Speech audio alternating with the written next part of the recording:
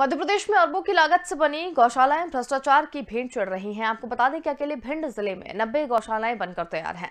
Record में 25 गौशालाएं संचालित हो रही हैं, जबकि जमीनी स्तर पर एक भी गौशालाएं संचालित नहीं है। आपको बता दें कि एक गौशाला के निर्माण में लगभग 30 से 35 लाख रुपए खर्च होते हैं। आज भी गौशाला सड़क पर कूड़े के ढेर में से भोजन की तलाश में नजर आ रही है। दरअसल 2004 में भारतीय जनता पार्टी के शासनकाल में गायों की स्थिति को सुधारने के लिए गौ संवर्धन बोर्ड की स्थापना की गई थी।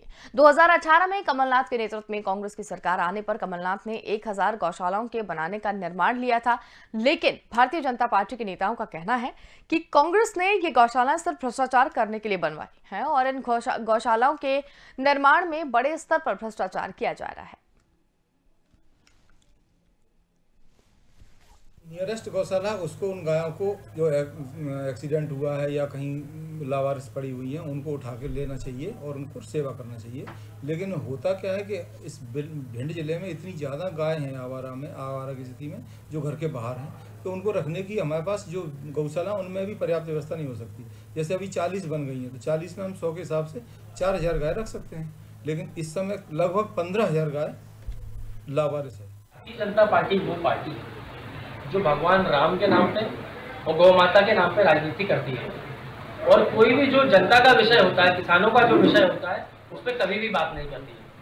अब जब उन्हीं के विषय, क्योंकि गौ माता जिसके नाम पे राजनीति भारतीय जनता पार्टी कर रही है, उनकी इतनी दयनीय स्थिति भिंड जिले में है, उस पर वो चर्चा नहीं करते, मीडिया से भागते हैं, आम जनों से भागते हैं। जब कमलनाथ जी मुख्यमंत्री थे 1.5 साल की सरकार में, मुझे गर्व है कहते हुए कि कई हजारों गौशालाओं को उन्होंने निर्माण किया, और न सिर्फ निर्माण किया बल्कि उनके संचालन के लिए भी बजट आवंटित किया।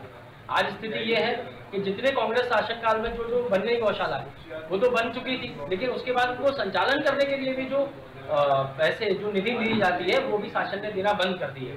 अब गौ माता जो है बाहर भटक रही है, कभी एक रोड एक्सीडेंट में मर जाती है, कभी किसानों के खेतों में चढ़ जाती है, किसान भी परेशान है।